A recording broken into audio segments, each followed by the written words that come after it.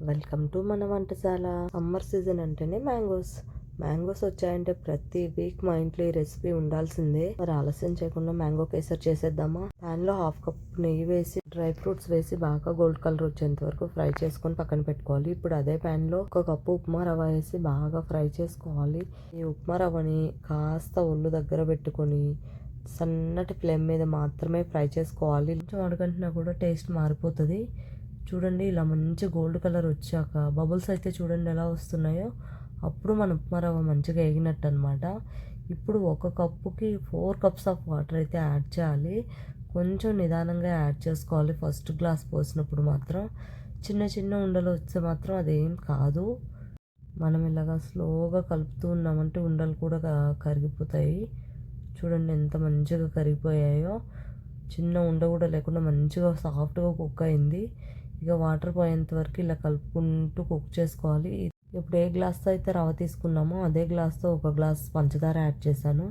మీకు కావాలంటే బెల్లం కూడా యాడ్ చేసుకోవచ్చు. ఇలా పంచదార కరిగేలోపు మామిడికాయనైతే అయితే మనం పేస్ట్లా చేసేసుకుందాము. తీయటి మామిడికాయ అయితే మనకి 1 గ్లాస్ చక్కెర సరిపోతుంది. చూడండి, చక్కెర అంతా చక్కగా కరిగిపోయింది కదా. ఇప్పుడు మనం మిక్సీ పట్టుకున్న ప్యూరీని ఇందులో యాడ్ చేసుకోవాలి. మ్యాంగో కొంచెం పుల్లగా ఉంటే మాత్రం కొంచెం చక్కెర యాడ్ చేసుకోవాలి, లేదంటే మనకి కేసర్ మొత్తం పుల్లగా ఉంటుంది అనమాట.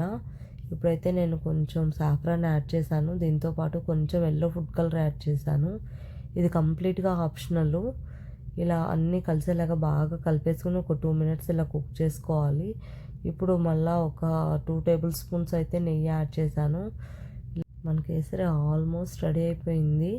ఇప్పుడైతే దీంట్లో ఒక 1/2 స్పూన్ నేను ఇలాచీ పౌడరు, అలాగే ముందుగా ఫ్రై చేసి పెట్టుకున్న డ్రై ఫ్రూట్స్ ఉన్నాయి కదా, అవి కూడా యాడ్ చేసుకుంటున్నాను.